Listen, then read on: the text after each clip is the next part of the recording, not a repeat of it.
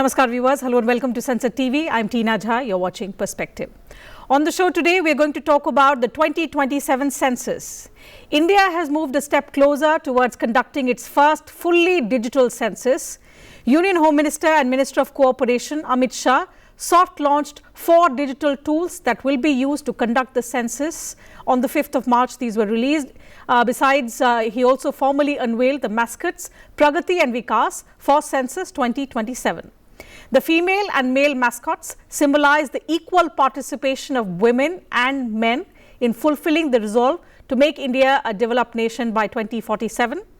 Through these mascots, information, objectives and key messages related to census will be disseminated in an effective and citizen-friendly manner across different sections of the society. So the Census 2027 exercise will be conducted in 2 phases. During phase 1, data on housing conditions and household amenities will be collected. Notification for the first phase was issued on the 7th of January this year. The house listing and housing census will be conducted between 1st April 2026 and 30th September this year during a 30-day continuous period notified by each state and union territory. An optional 15-day self-enumeration period will precede the house-to-house survey. Population enumeration will be conducted in February next year, in fact, February 2027 across India. For the Union Territory of Ladakh and snowbound non-synchronous areas of Jammu and Kashmir, Himachal Pradesh and Uttarakhand, enumeration will take place in September 2026. In the second phase of census, caste-related questions will also be included.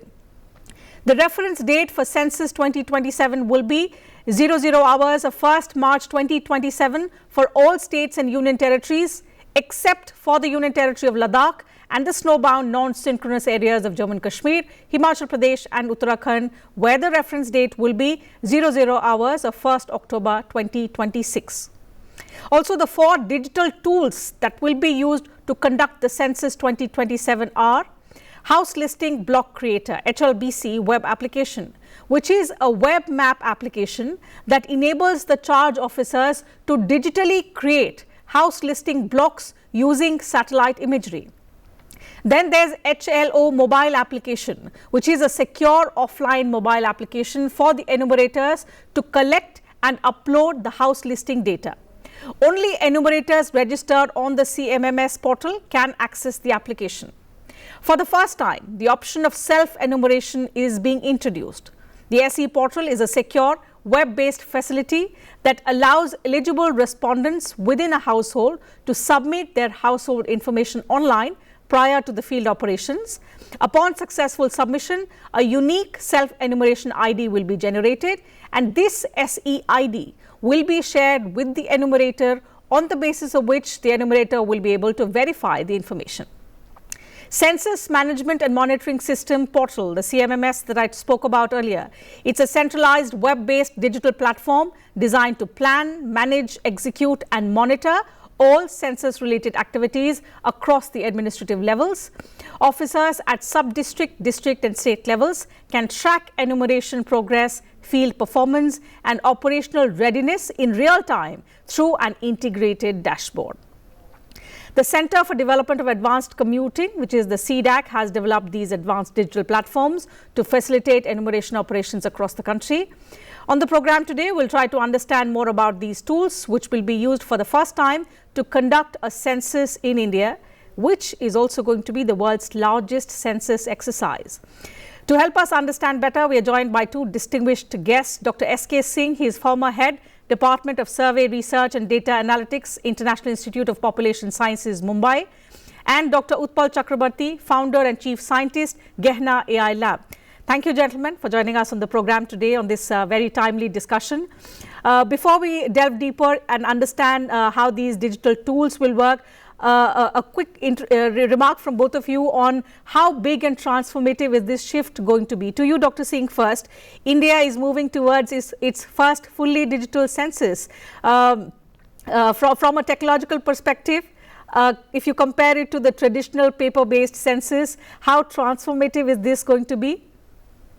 Thanks, Tina ji. Thanks a lot. First of all, I would like to congratulate you for organizing this program, which will definitely enhance people awareness, people's knowledge about insights of data in this country. That too, you are organizing a program when recently our country has organized Impact of AI Summit, which is a landmark.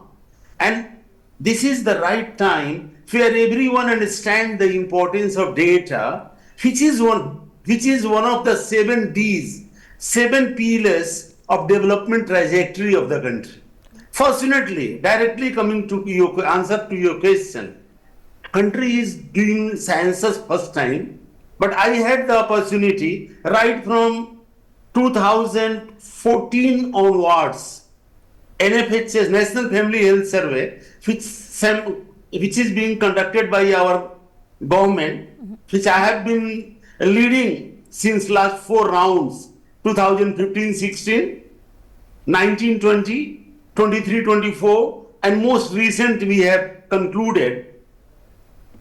Right from NFHS 4 onwards, 15-16, we have been doing it digitally.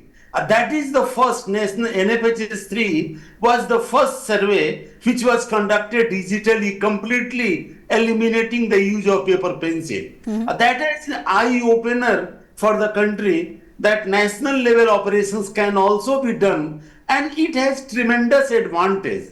Because of those advantages, entire data ecosystem of the country has tremendous improvement in its quality. That is why ultimately after discussion, RGI has decided to go without paper pencil.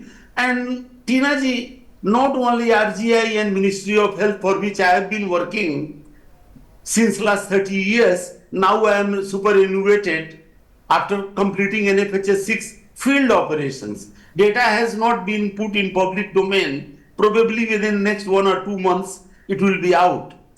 But most important issue is that entire country has realized that moving from paper pencil to digital, which is one of the strength of our country, IT system, has strengthened error-free data system in our country. And as I mentioned in the beginning, along with our demography, our democracy, digital power, our strong diaspora, along with our decentralization, this data becomes the gold mine everywhere for evidence-based planning, evidence-based decision making, evidence-based monitoring and tracking progress of various flagship programs. That is why you can say that data nowadays is affecting day-to-day life of 146 billion people of this country.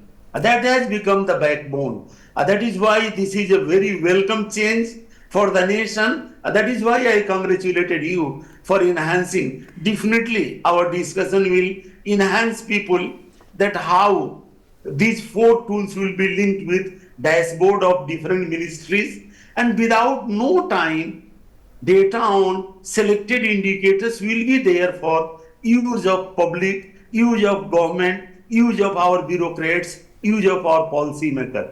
Absolutely. So we'll try and understand also how the authenticity and verification of the data that is submitted online, how that will also be protected, but most importantly, how the government going forth will address the concerns related to data privacy and data security. But in due course of the program, we will discuss this. Let me bring in Dr. Chakrabarti, hear his views about how fast and how easy it is going to be now for the enumerators. Dr. Chakrabarti, 4 digital tools are being introduced for Census 2027.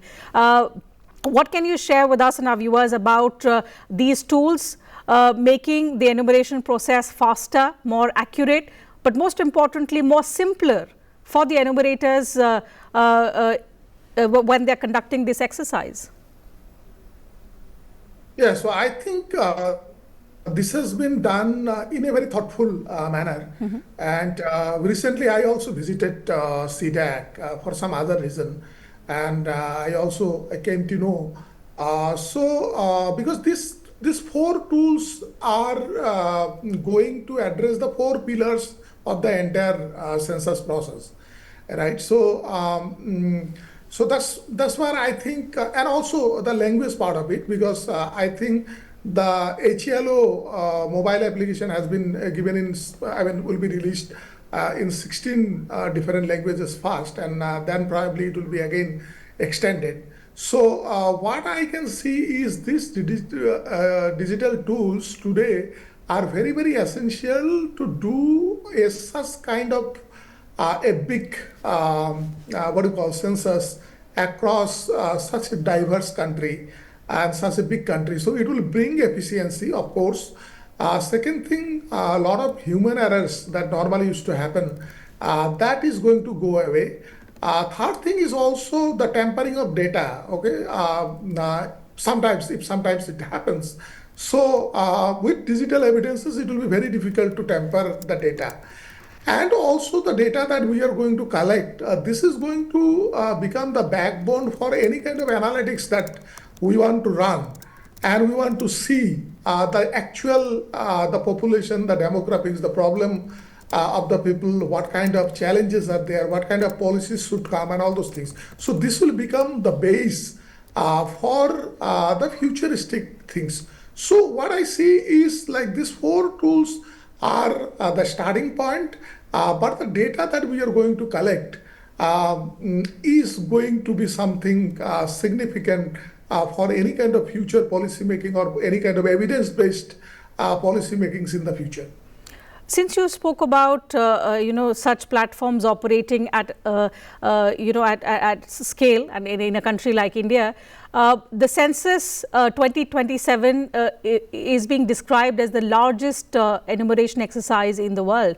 As somebody who works with data, you are at an inflection point where you are seeing how technology is evolving. You're also aware of the threats that persist.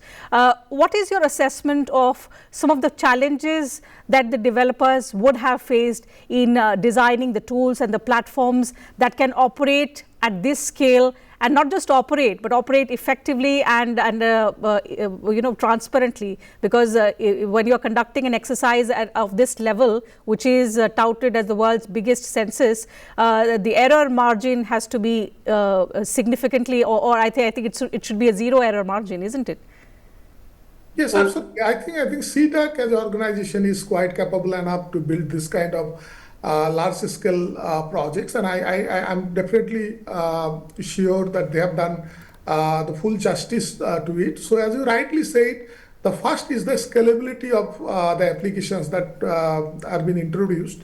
And second thing is, most importantly, I think the security of the data, the privacy of the data, and all other things, and also the management of the data. How do you manage that entire data ecosystem? Because we are talking about a huge data ecosystem, and building that management layer on top of that data ecosystem is something really challenging.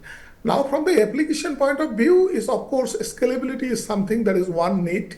But apart from that, you also rightly pointed out that it should be error-free. So at this stage, this is a production-grade application.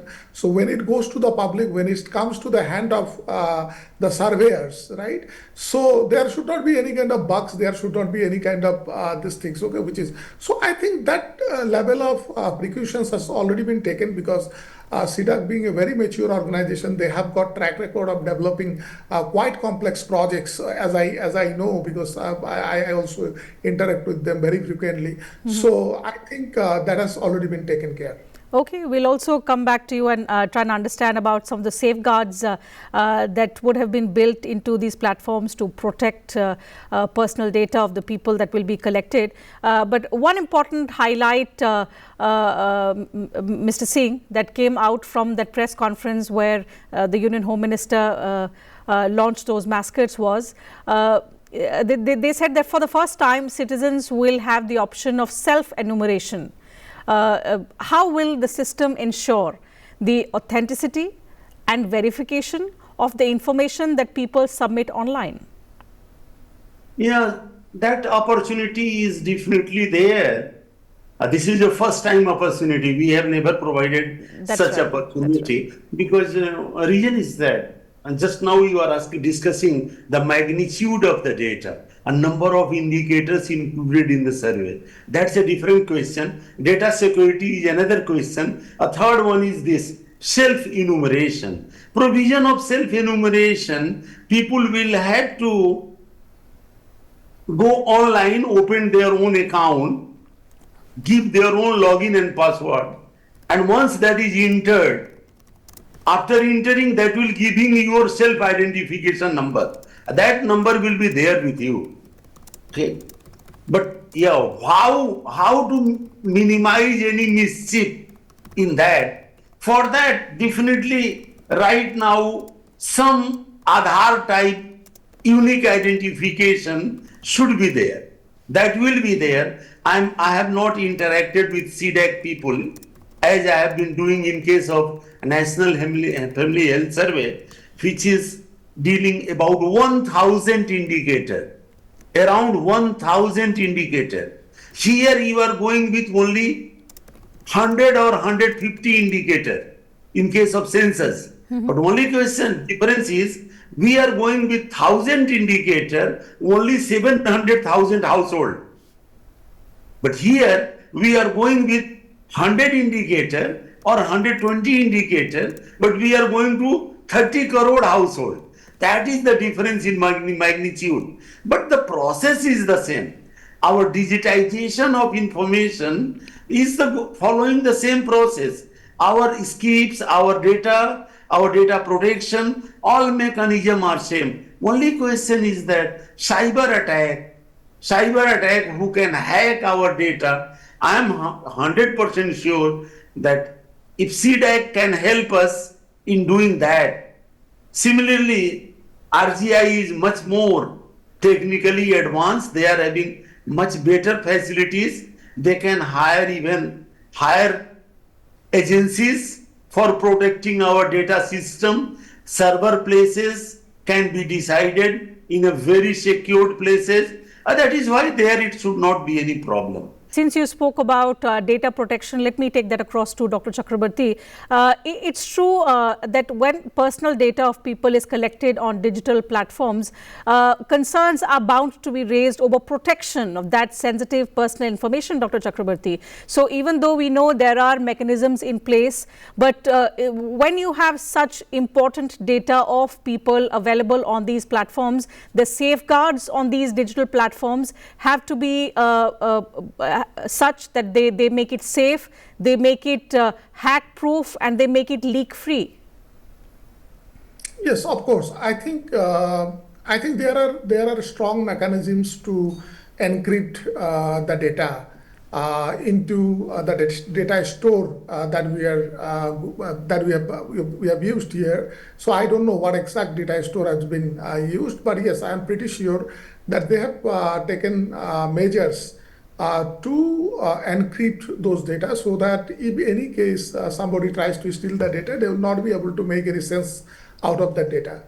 Second thing is the hacking kind of a thing, wherein if somebody wants to get access to the data store or the servers or the entire ecosystem. So I think for that also we have got enough measures, including firewalls and a lot of monitoring systems and all other things. So I think both from the data security in terms of like hacking from external agencies or external hackers, that measures has been taken and that has been taken care. And the privacy and security of the data from an individual citizen's point of view, that can be done with a lot of techniques that are already prevalent and many of our banks and other financial institutions are using. I think mostly those techniques are also are being used here as well, so that the privacy of the data, the PII information and other informations are protected, and these are not exposed by any application to any unauthorized person. So the kind of digital architecture that is being created for Census 2027, do you think it could pave way for other large-scale digital governance or data initiatives within the country to begin with in future, and something that can then be shared with other countries globally? Yes, absolutely. I think this is, first of all, this is going to be definitely, it's going to be a model as per my understanding for many countries. And especially for those countries wherein the digital literacy is not that great. That's right. Okay, so probably we are not straight away going to compare with a couple of countries which are very digitally already advanced, but there are many countries for them this model, use of these platforms, and also the process that we are going to follow, and the data that we are going to collect and how we are going to churn out the data for different purposes is definitely going to be a model for many countries wherein digital literacy is not that great. So I'm pretty sure this is a big step, not only towards the internal departments and systems of India, but also many of the countries who are following us. Certainly. So as we prepare for the census 2027, we're also entering a new phase in which data at such a large scale will be collected and managed and protected, something that we've already discussed with our guests. But what's most important is that the move towards a fully digital census is expected to make the process more effective, because it's going to be done in very less time. So of course the time factor is there. It's going to be more faster, more efficient, and most importantly that it will allow monitoring and quicker availability of the data. So that can be done in real time. That's what the digital platforms will enable. So let's see how it's implemented and how it's rolled out once the exercise begins. But time allows us to take up only that much of the program, gentlemen. Thank you once again, Dr. Singh, Dr. Chakrabarti, for joining in with your thoughts and views. And to you viewers, thank you very much for your time as well.